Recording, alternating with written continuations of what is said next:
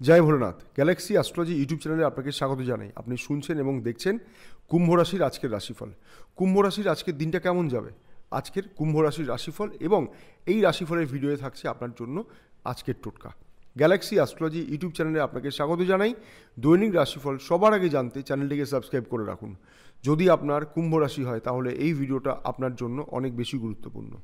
আজকের রাশিফল অনুযায়ী আপনার আর্থিক পরিস্থিতি কেমন থাকবে, চাকরিজীবীদের কেমন যাবে আজকের দিনটা, ব্যবসায়ীদের কতটা আর্থিক লাভ হবে, আপনার বিবাহিত জীবন, প্রেম ভালোবাসার সম্পর্ক, আপনার শরীর স্বাস্থ্য কেমন থাকবে, কি করবেন কি করবেন না, কোনটা শুভ কোনটা অশুভ, আপনার লাকি কালার, লাকি নাম্বার এবং রাশিফল অনুযায়ী আপনার আজকের টোটকা। রাশিফল জেনে নিন আর ঠিক সেইভাবে দিনের পরিকল্পনা করে এগিয়ে চলুন। আজকের দিনটি কোনো ভালো খবর দিয়ে শুরু হবে, তবে হ্যাঁ, কর্মক্ষেত্রে কিন্তু চাপ বাড়বে। তাই জন্য দিনের শুরুতে নিজের পরিকল্পনা, নিজের কাজের পরিকল্পনা আপনাকে করে ফেলতে হবে। যারা ব্যবসায়ীরা আছেন, যারা মনে করছেন যে নতুন কোনো প্রযুক্তি বা নতুন কোনো প্ল্যানিংকে আপনি আপনার কাজের সাথে যুক্ত করবেন, তাহলে আজকের দিনটি আপনার জন্য ভালো।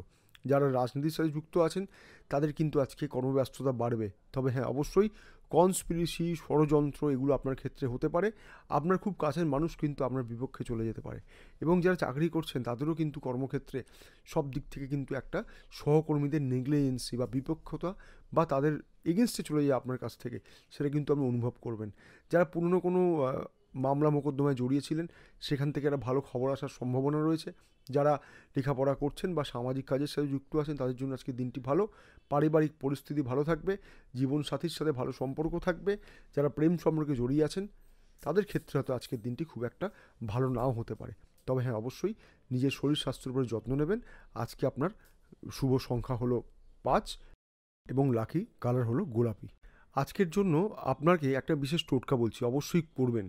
যখন বাড়ির থেকে বেরোবেন অবশ্যই কোনো মন্দির হোক বা কোনো অসহায় মানুষকে হোক আপনার সামর্থ্য মতো কিছু দান করবেন। অবশ্যই এখানে কিন্তু আপনার দিনটা অনেক বেশি ভালো যাবে।